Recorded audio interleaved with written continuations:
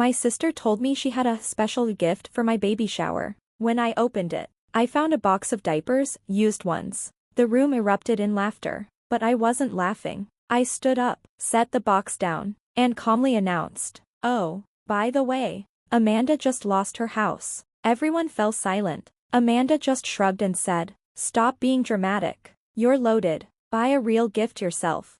Hey, Reddit. I'm Olivia, 32 years old, and I'm sitting here in my living room still processing the chaos at my baby shower. I need to get this off my chest. And where better than here? This isn't just some petty family drama. It's years of being emotionally drained, financially exploited, and constantly undervalued by my older sister, Amanda. If you've ever had a toxic sibling who acts like they're entitled to your life, your success, and your money while pretending to support you, you'll get it. Let me take you through today. Open it. Amanda grinned, her voice oozing fake excitement as she handed me a large gift box. The whole room, family, friends, coworkers, watched, all set up for a picture-perfect baby shower, complete with pastel balloons and a welcome, little 1-inch banner. My hands hesitated on the ribbon, the weight of everyone's gaze making it hard to pause for too long. I pulled it open, and inside were diapers, used ones. The laughter wasn't just a chuckle, it was full-blown, unrestrained laughter. My mom couldn't contain herself, trying to stifle her laughter but failing. Amanda, clearly proud of her little joke, wiped away fake tears of joy. "It's just a joke," she said, flicking her perfect blonde hair back. "You can afford real ones, right?" Of course, I could. After all, I was the rich sister, the one who worked her butt off while Amanda spent her life bouncing from financial disaster to disaster, always expecting me and our parents to clean up the mess. And this wasn't the first time she'd used me as the scapegoat for her failures. Flashback. Amanda, the golden child, or at least she thought she was. Growing up, she was the one who could do no wrong, even though it was all smoke and mirrors. She played the perfect older sister in front of our parents, helping with my hair, giving me advice about boys, and acting all caring. But behind closed doors, she was a completely different person. I remember the night before my college entrance exams. I had been working tirelessly, studying for months in the hopes of earning a scholarship so I wouldn't have to burden our parents with tuition costs. Amanda came home furious from a failed date, ranting about how her boyfriend didn't buy her a necklace she wanted. "You think you're better than me, don't you?" she sneered, leaning against my doorframe. "You're sitting here, acting all smart and working hard like a nerd." Newsflash, Olivia, money is about who you know, not how hard you work. For the next hour, she tore me apart, mocking how I studied, my clothes, my ambitions, and my dreams of financial independence. Finally, I yelled at her to leave me alone. She just smirked. "Relax," she said, flicking her hair. "I'm just motivating you." When I got the scholarship and left for college, she turned back into the supportive sister. She bragged to anyone who would listen about how proud she was of me, her little sister, the success story. But the second she needed money, her tone changed. "Must be nice to buy whatever you want," she'd say, conveniently forgetting that she blew through every penny given to her. "Stop being so greedy, Liv. It's just a loan. You've changed." And yet, I kept helping her. I covered her rent when she was between jobs. I paid off her credit card when she complained about being overwhelmed. I even co-signed a loan for her, which I immediately regretted when she stopped paying it. What did I get for all that? A box of used diapers at my baby shower. Back to the present. The room was still buzzing with laughter when I made my own announcement. I set the box of diapers aside, my fingers trembling, but not from embarrassment, no, something else entirely. "That's hilarious," I said, my voice steady, almost as funny as the fact that Amanda just lost her house.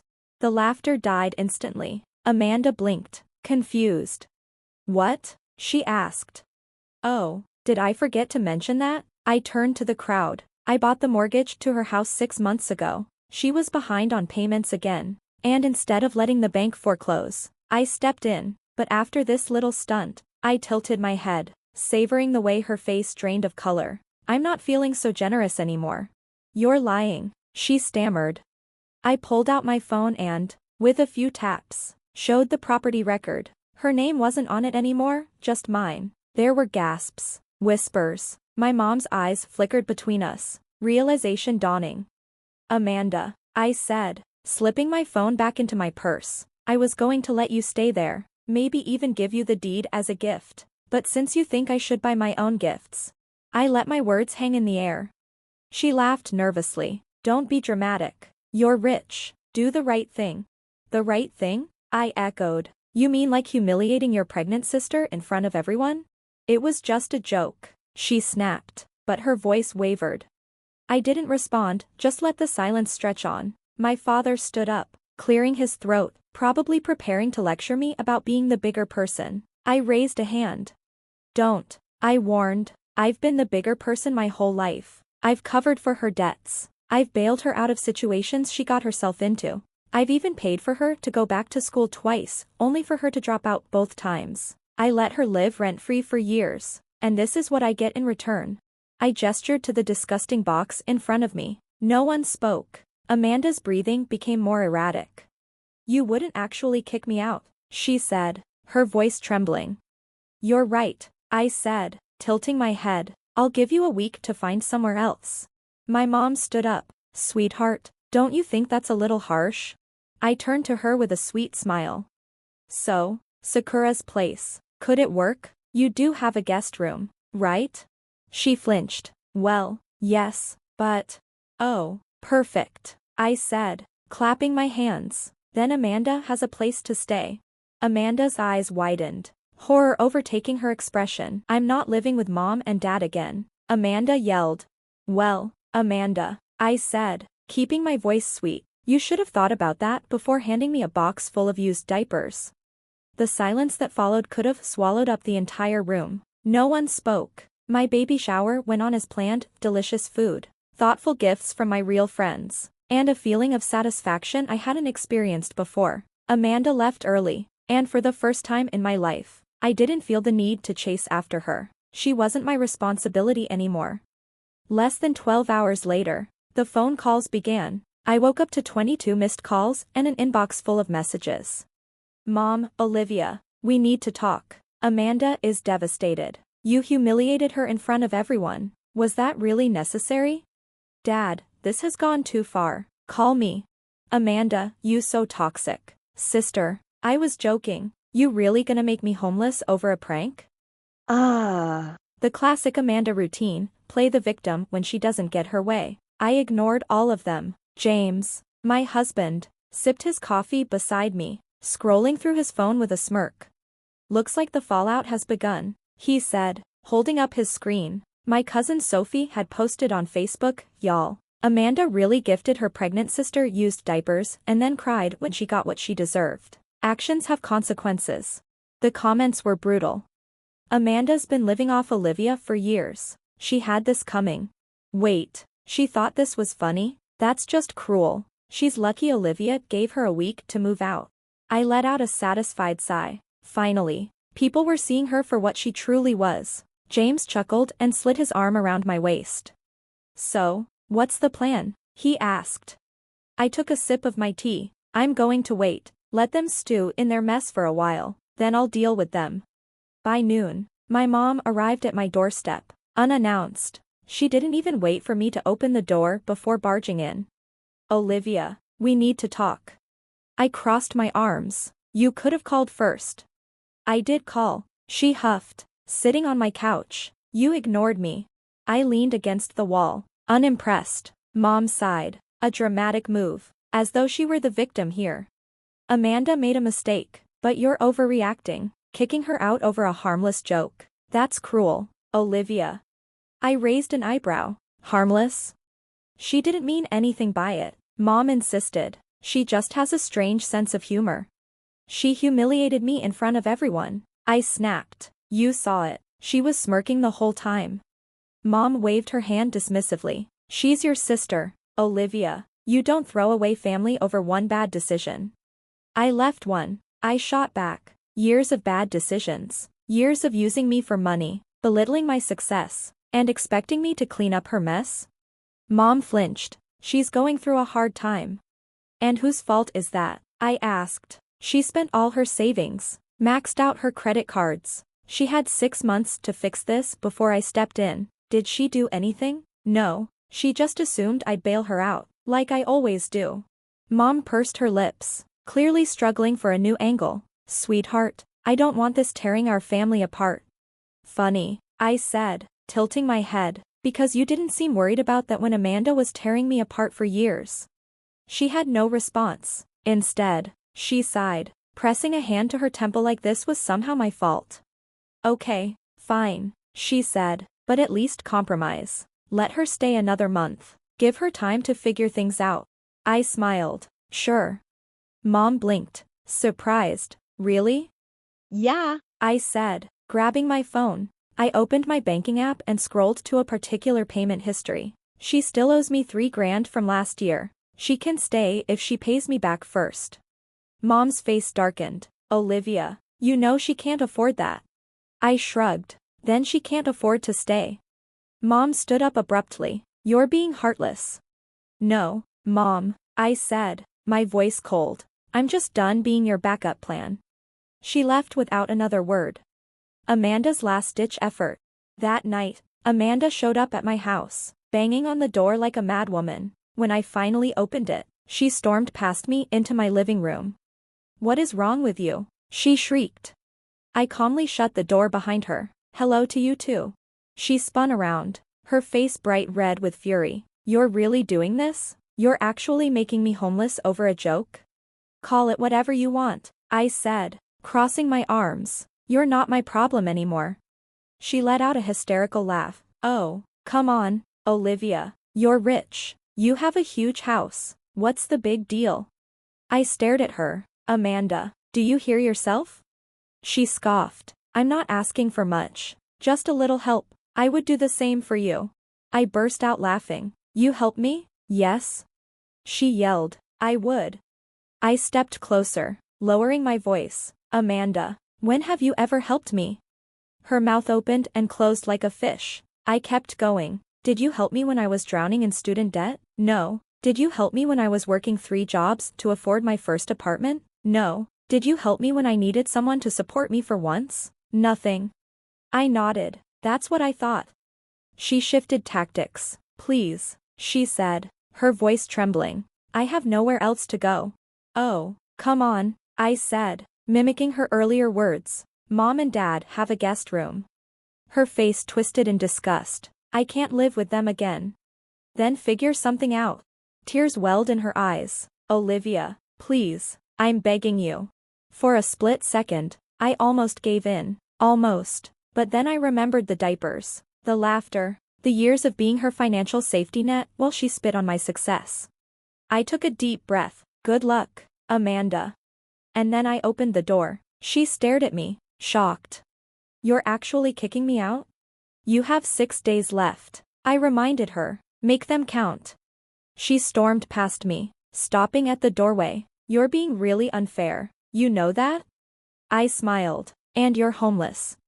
She let out a frustrated scream and stomped to her car, speeding off into the night. I closed the door, locked it, and exhaled deeply. For the first time in years, I felt free. Amanda didn't leave quietly. Of course, for the next few days, she cycled through every manipulative tactic she knew. First came the guilt trip. Amanda, I'm your sister, Olivia. How can you sleep at night knowing you're making me homeless? Me, like a baby, I responded dryly. Thanks for asking. Then came the fake apologies. Amanda, Liv, I was out of line. I shouldn't have done that at your shower. Please, let's put this behind us. That's great to hear. So when are you sending me the $3,000 you owe? Amanda, ugh, you're impossible. By day 4, she switched to the smear campaign. Mom called me in a panic. Olivia, did you really tell people Amanda stole from you? She said you're spreading lies. I sighed, rubbing my temples. Mom, I never said that. I just told people the truth, that she owes me money and refuses to pay.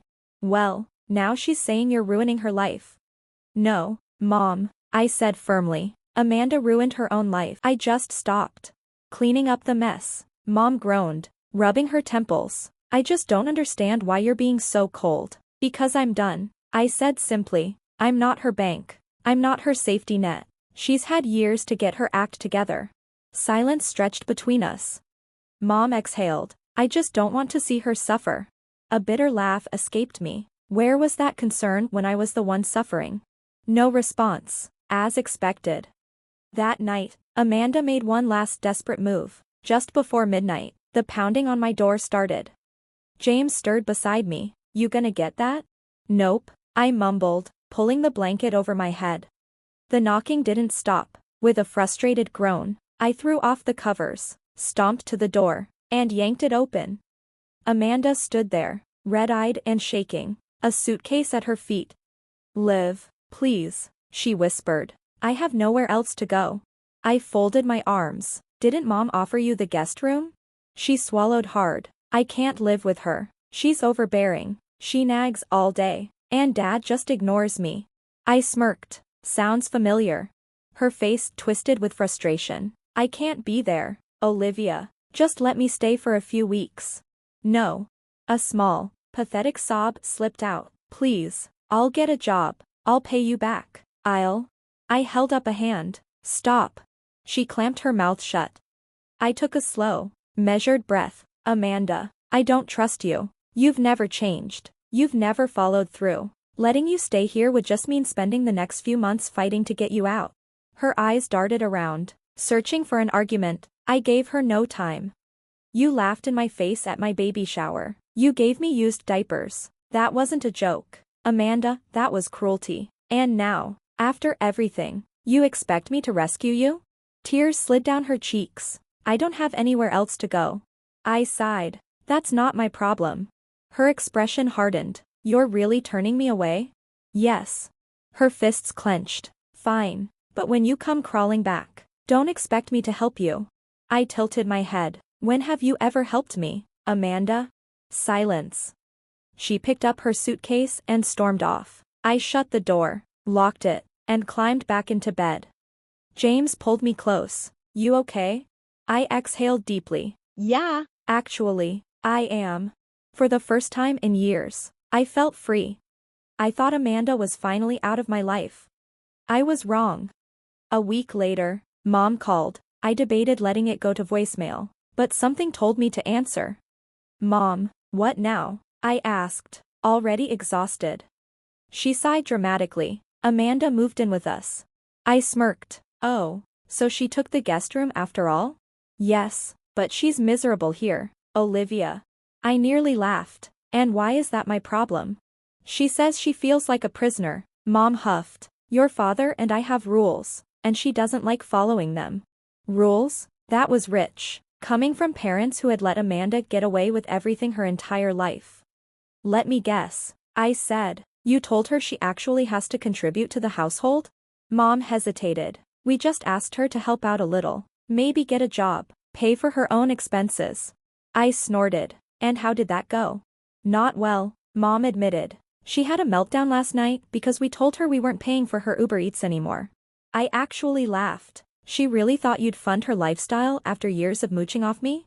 She's struggling, Olivia. She's entitled. Mom fell silent. Anyway, she finally said. She wants to talk to you. Nope. Olivia, just hear her out. She had plenty of chances to talk. I said, I'm done. Mom sighed, but I ended the call before she could keep pushing. A few days later, I got a text. Amanda, can we talk? Ignored. Another one. Amanda, please, Olivia, I just need a chance to explain. Ignored. Then came the final message. Amanda, fine. You want to play dirty? Game on. And that's when it started. The smear campaign. I didn't hear from Amanda directly, but I started noticing little things. Cousins who had been on my side suddenly went cold. Friends sent awkward messages like, hey, Olivia, is it true you left Amanda homeless just for fun? Or wait, you bought her mortgage just to evict her? Wow, that's cold. Amanda was spinning a new narrative, one where she was the helpless victim, and I was the heartless villain. Classic Amanda. But this time, I was ready. I started responding with facts. Amanda wasn't paying her mortgage. I bought the house to keep her from losing it, and she still did nothing to fix her situation. When I finally told her I wasn't supporting her anymore, She gave me used diapers at my baby shower and laughed about it. Ask yourself, would you still help her after that?